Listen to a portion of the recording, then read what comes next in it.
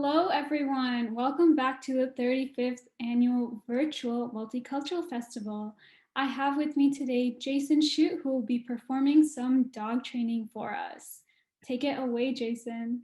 Thank you. Awesome. Great on. Great to be here. Love the Guelph Multicultural Festival. I've been attending since I was a kid, so it's nice to be on your roster today. Today we're talking about dog training, but more specifically and even more interestingly, we are talking about play.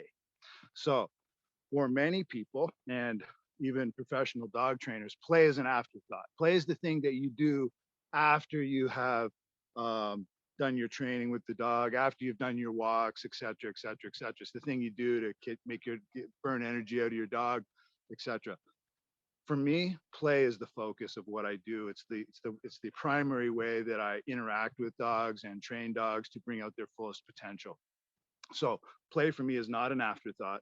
Play for me is everything. So we're going to start in with play today. We're going to talk a little bit about why we play with dogs, how we play with dogs, and then the nuances of how that's going to happen. And it's going to allow you to connect with your dog in a super fun way and have a lot of fun while you're doing it. So let's talk a little bit about what play is with dogs and why we want to do it and why is it it's so important.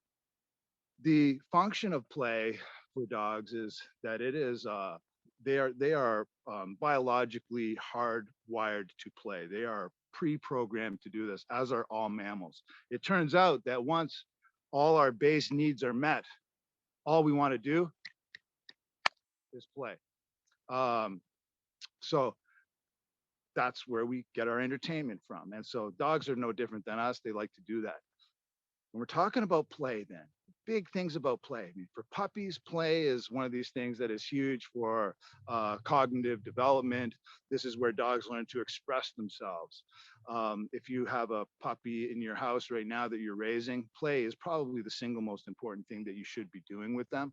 Most people are going to get preoccupied with looking for behaviors, the typical sit, down, stay, come, blah, blah, blah, blah, blah. All that basic obedience stuff, that's what typically people are focusing on. Play is going to be way more important than that. And within the context of that play, you can practice all that stuff anyway. So, cognitive development, super huge. Also for play, this forces players to become familiar with the concept of rules. And if there are rules, then we have to talk about compliance to the rules. What happens when you break rules? So there can be the introduction of penalties and impulse control also around the rules of the games. It also is one of the best ways for relationship development. That if you want to increase your value for your dog, play is the best way to do that. Play also increases cooperation, trust, and the ability for you to interact in a super fun way with your dog.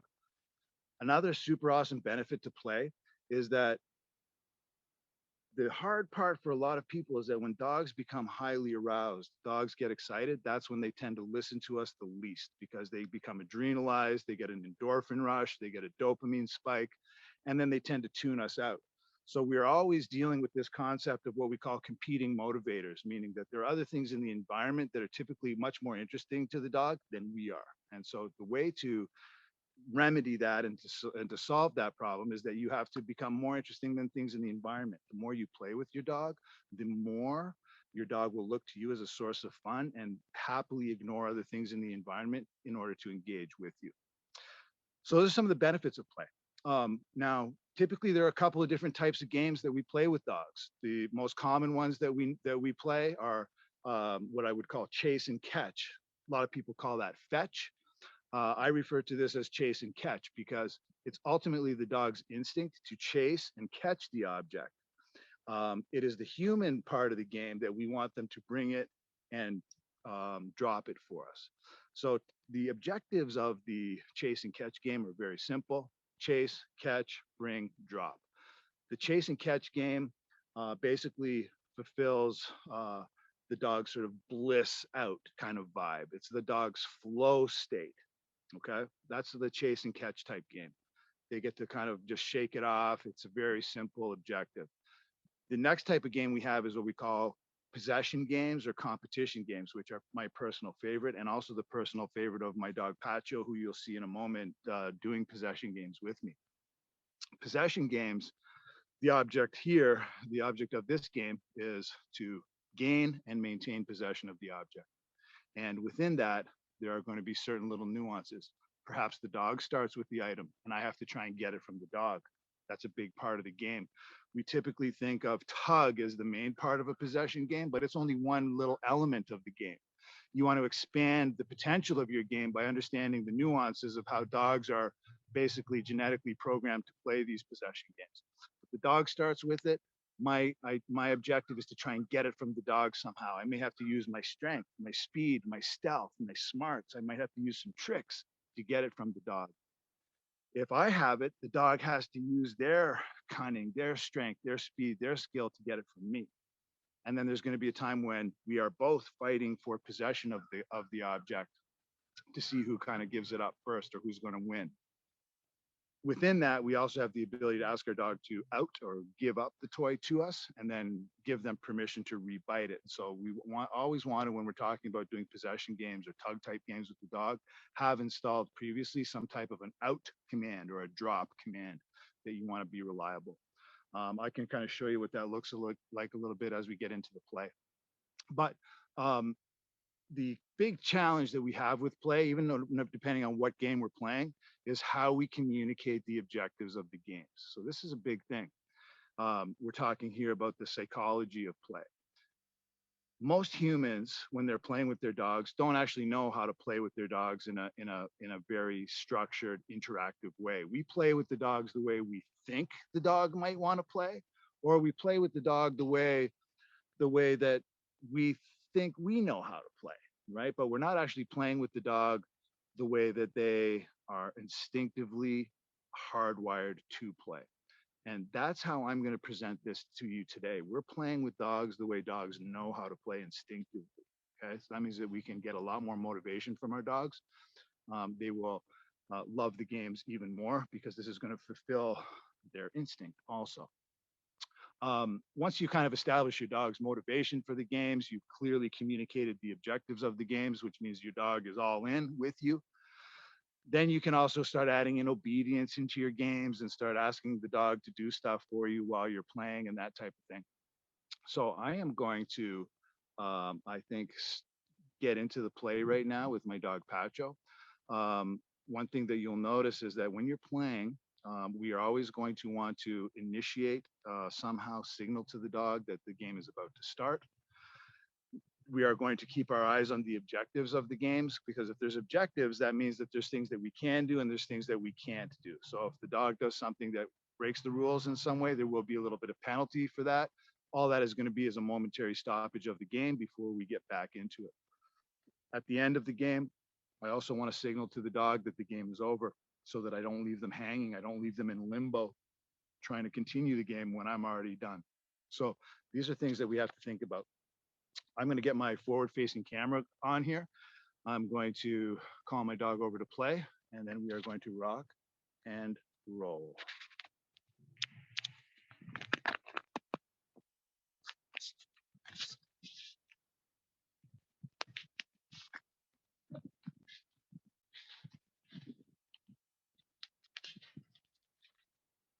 Are you ready to play?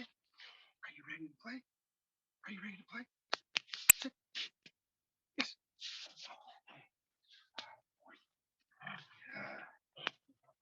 Good boy. Nice. Okay, now I'm really trying to take this toy away from him. What we don't want to be doing when you're playing a possession game with the dog is simply just stand here and hold on to it. That's super boring. The dog's gonna fall asleep if I do that for any amount of time. We want to be an active participant in this game. I'm actually trying to take the toy from him so that he knows that we're playing. Yeah, boy. Now, if he gives me a good right here, if he gives me a good head shake or a good pullback, I'm gonna let him win. But he's got to do something to me. I can't just give it to him for nothing. Oh, there's a good pullback. Nice, bud. Nice. Now I'm going to try and get back in. He's got the toy. How do I get it from him? I like to start to sneak in a little bit. Get it going like this. Now I got it. He's got to get it from me somehow. Oh, got it. Now we're back into the fight. Nice. Boy, Good boy. Oh, yeah.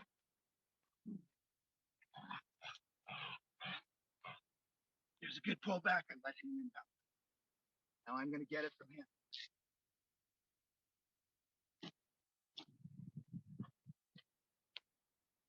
If you hear your dog growling when you're playing, you're doing it right.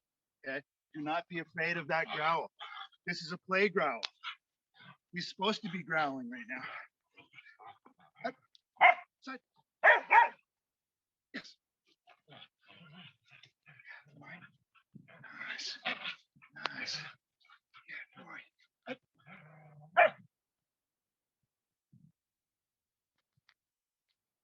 Yes.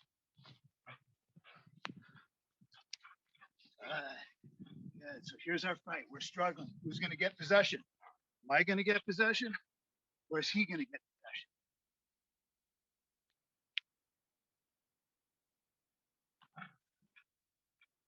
Oh, nice. Good work.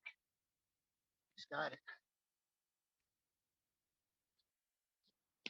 He likes this part. He likes this part, right? There's a part where you have to understand it's not up to us as trainers to determine what is reinforcing for the dog here. If he likes to be low and he wants to kind of hover over top of it like this, that's fine. This is what he enjoys. He enjoys this part of the game. And if I were to not let him do this part of the game and I was to force him to bring it to me every time, because of course humans love to get obsessed with the retrieve part. If I made him bring it to me and I didn't let him do this part, that would be sad because I would simply be nice. If I didn't let him do that, I would be omitting a part of the game that he finds super reinforcing. So it's not up to us to tell the dog what's reinforcing and what's not. We have to observe what they like and incorporate that into the games that we're playing. Up. Side, side, side, side. Yes. Nice. Up. Nice. Up. Back. Yes. Up. Through. Yes. Nice. Up. Down. Stay. Yes. Nice. Nice. So it's at the point where I ask the dog to drop the toy. I use the word out. When I give him the out command, that's where I can insert my obedience piece. Up. Sit. Yes. The moment he does it, I release him back into the game. Okay, so this is where you work on your obedience. Now you're getting your dog to listen to you while they're in a high state of arousal.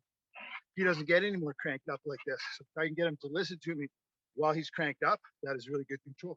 Up, down, stay.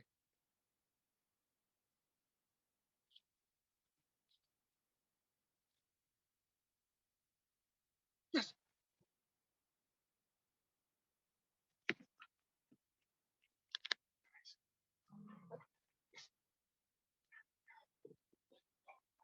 Now, if I win the toy, I'm not just going to give it back to him and say, oh, sorry, I stole your toy. Here it is. No. If I get the toy, if I win it, he's got to get it from me like this. He got it. He got it. And if he wins, how do I get it from him?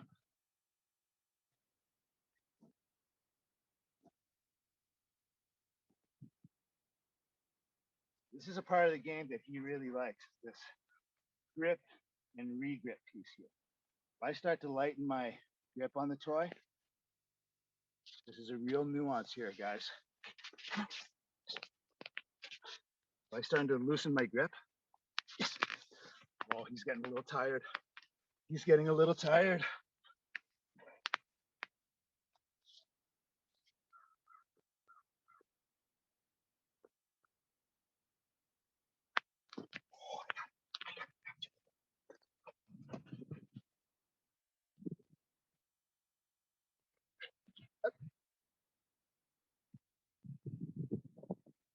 Sorry. Down. Yes. Beautiful. And oh, I'm gonna let him win that one. Okay. So also really important here, a big part of playing with your dog is also taking breaks. Okay. We in a hot day like today, it's hot, it's humid out here. We got a little bit of shade, but we're also in full sun a lot of the time. I'm huffing and puffing and I'm sweating. If I'm not huffing and puffing, if I'm not sweating, I'm not playing with my dog properly. Right? You have to be an active participant when you are playing. You can't simply just hold the toy and be like a post and be neutral about it. You have to be active. You have to be giving the dog resistance. You have to be challenging the dog. And if I win the toy, I win simply by a hair. If the dog wins, the dog also wins simply by a hair. That is what's going to keep it competitive. Okay, so now he's just grabbing a cold drink. So that's cool. He needs a little bit of a break. So I also have to give that to him. You have to kind of go with the flow when you're playing with your dog. You have to let go of the control freak in you, and you have to let go of the expectations that you put on your dog based on all the YouTube videos that you've watched of famous dog trainers out there playing with their dogs, and it looks a particular way. You know, there are dogs are going to express themselves in different ways, and one of the most important things you can do as a dog trainer, a dog owner, is to roll with those punches. Let your dog express themselves the way that they inherently want to express themselves. Now, if we can guide that into specific games and that type of thing, that's going to be super beneficial. But you have to let it breathe. You have to let your dog express themselves the way that they want to express themselves when you're playing. You cannot conform to a particular image of what you think that play should be. You cannot, as I mentioned earlier, try and impose onto your dog what you feel should be reinforcing for them. You have to observe what they naturally feel is reinforcing and then just kind of incorporate that into the games. So in the possession games that I was playing with Pacho here, he likes to fight for it. He likes to chase it. He much prefers these games to a chase and catch or fetch type game. So I know that about him. So those are the games we do primarily. So anyway, lose the control freak, right? Don't try and micromanage how your dog is playing. Go with it, right? Go with the flow. So many things are at play here when you're playing and training. When I'm playing with the dog, we're working through all our cooperation, our trust. We're sticking to the rules, and that's why the structured interactive games are so important, because this is a really safe place to teach your dog about rules, following the rules, penalties for breaking rules, about establishing sort of hierarchical orders, but in a very safe, fun context. And so this ultimately is going to help your dog training immensely. He's taking a little break here, so I'm going to see if I can get him back into round 2. So it's nice to take a break with the dog. And even when you take a break with them, it's also nice to just let them know that, to give them some loving and stuff when you're taking a break with them, because what's happening here is I'm kind of letting him know that, yeah, sure, we like to play together, but we can also chill together. And the play is basically just a social interaction. It's about him and I connecting and doing our thing. It's not about building drive or engagement. It is about interacting according to the rules of these games. And it's about ultimately a social interaction. It's not about the toy itself. If I can communicate the objectives of the game clearly to the dog, I can do this with a bottle cap or a stick or a weed growing in the grass. It doesn't matter. It's about the social interaction, not the toy. Let's see if he's got another round in him. Patch, you got another round in you? Do you have another round? Oh, you do have another round. Sit. Yes. Oh, good boy. Nice. Nice. Up, up, up. Yes. Nice.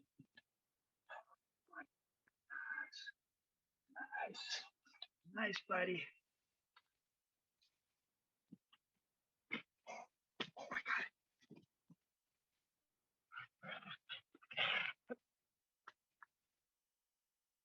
Yes.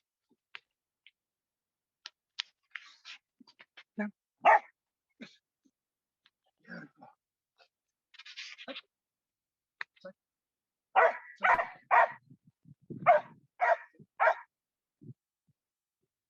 Side. Side. Side. Side. Side. Yes. Nice. Nice. Nice.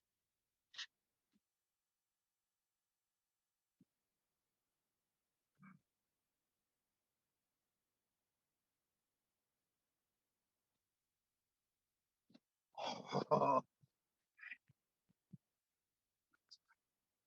nice.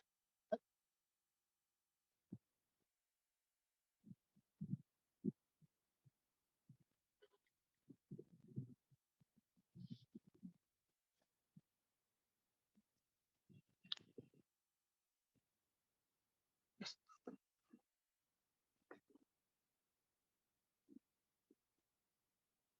Up. Down.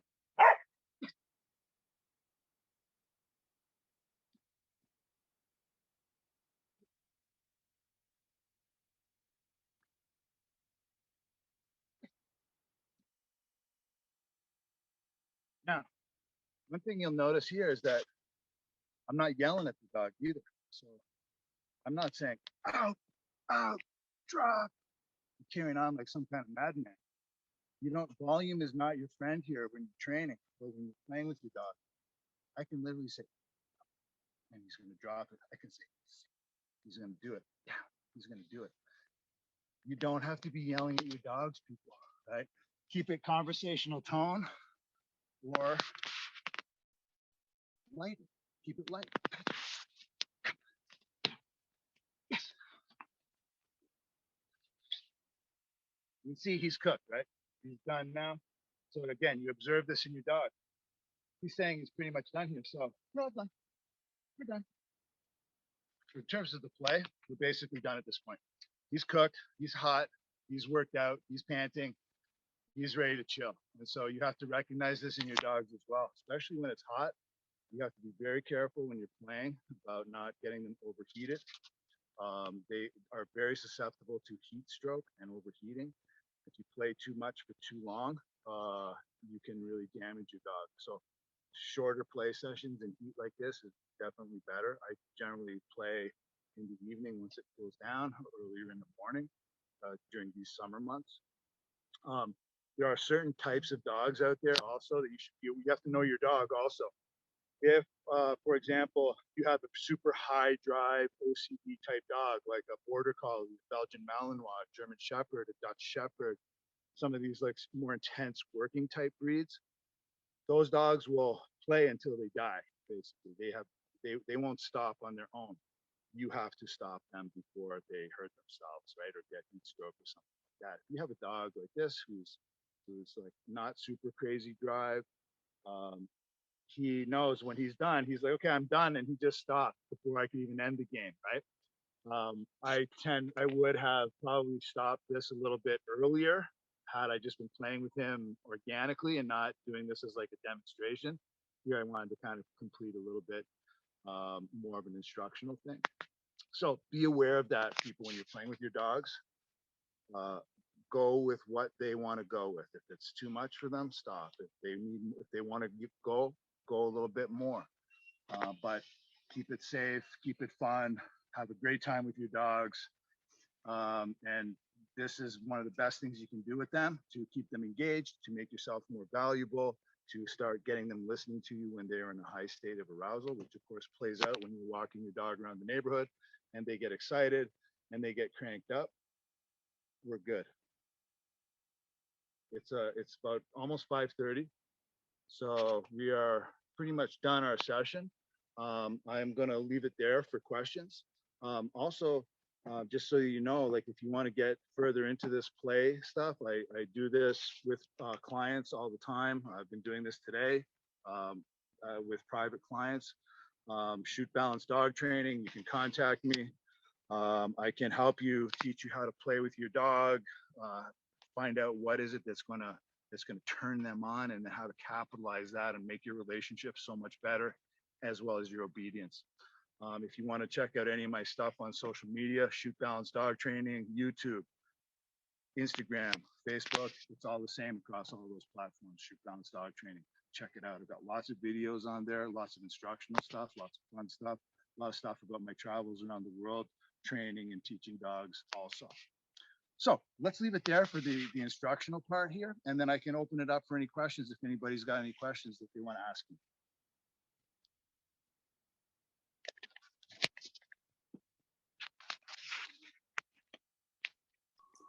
Thanks, Jason. Looks like we don't have any questions in the chat at the moment, but if anyone has any questions, feel free to drop them in the chat and we can go through them.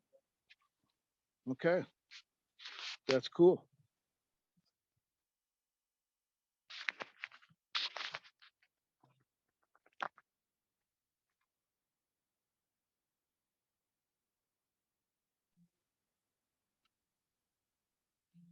What kind of dogs are they? This dog is a cattle dog. I almost saw that question. That question disappeared on me. We have it. It says, how long does it take to get your dog to walk with you off the leash and listen to your commands?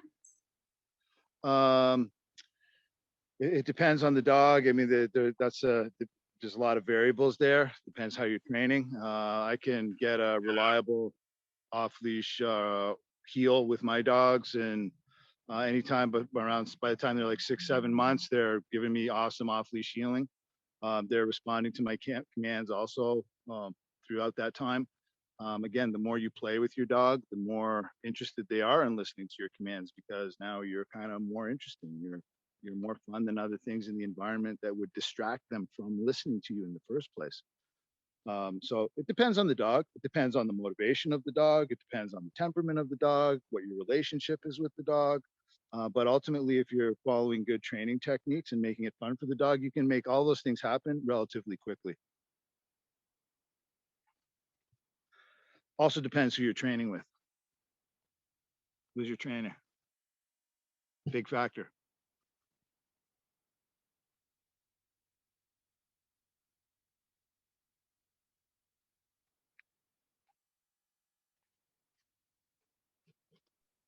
We have another question. Is there a limit to playing tug with your dog when it comes to their jaws? Can you be pulling too hard? Yes, you can.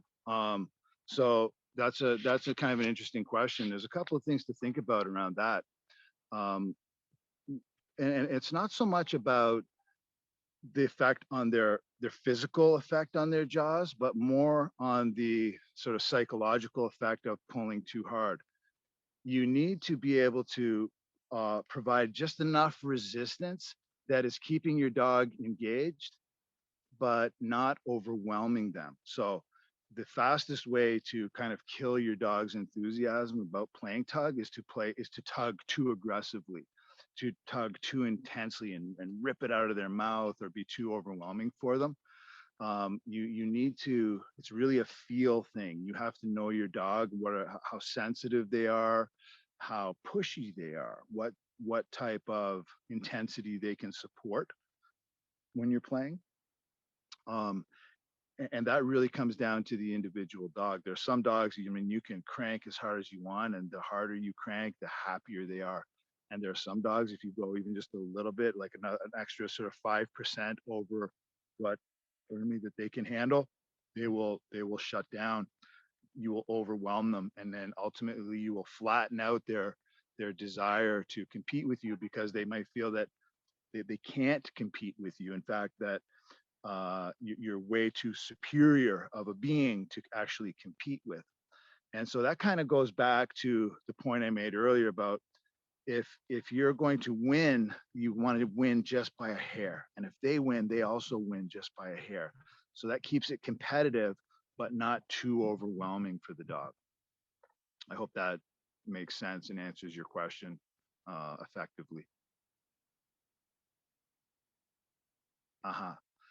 And another question here, what if they start to play tug with your clothing? Okay, that's a great question. I mean, they could want to play tug with almost anything that you don't want them to play tug with. And that is why you need to have a reliable out command. And what I mean by out is also drop or give, whatever that command is that you give your dog for them to release what it is. So that is typically the first command that I want to teach a dog is to drop something on command. It is absolutely critical to have a reliable drop command, or I use the word out, uh, a reliable out command so that your dog will relinquish the object.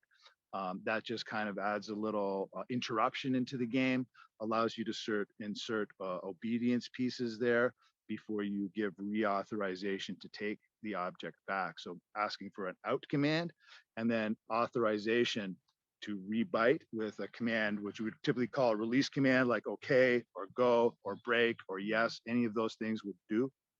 But developing your out command is what is going to get you through those moments where your dog is now biting something that you do not want them to have.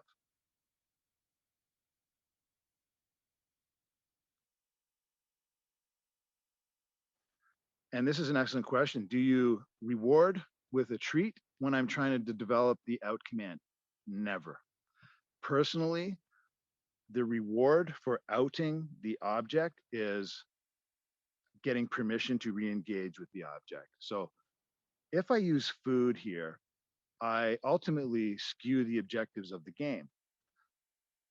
I know it's no longer a possession game of interacting in this game. Now food has entered the equation, and so when we start, the difference between using food and play is dramatic. Um, when I'm playing, I keep it to play. The reward is the play. The reward for letting go of the object is that the game starts up again. That's the reward. I want to increase motivation within the structure of the game itself. If I start using a treat there, now it's not about playing possession games anymore. It's about stopping and taking treats. When you use food with dogs, you ultimately um, you don't get this higher level of communication that you do when you're playing. When you're playing with a dog, you get this kind of interaction where the dog views you as sort of like a fellow creature. When you're using food, you're now basically a food source. And so what you sort of impose on the dog is more of like a subordinate. You make the dog more of a subordinate, and then actually like a fellow equal creature. So I'm not a big fan of mixing food and play together. I'm not saying don't use food with your dogs. I use food when I'm doing obedience training and other stuff for sure. I can use food in those to be very useful. But ultimately, when I'm playing. And when I'm using food, I'm doing other stuff. And even the way that I deliver food to my dog is going to be in a very playful, kind of dynamic way that increases value to the food that I'm using.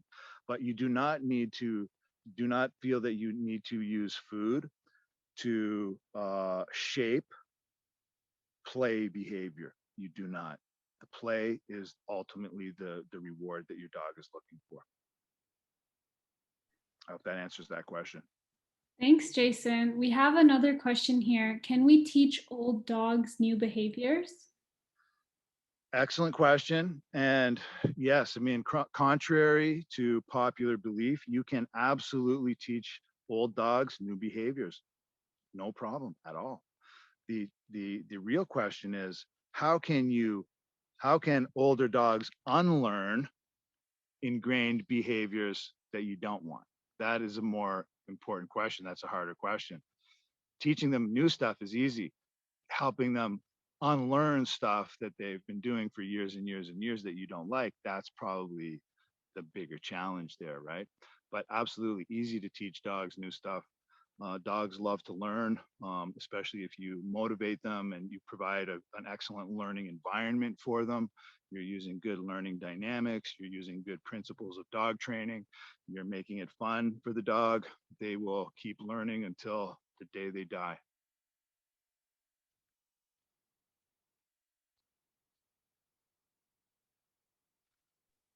Any more questions we have there?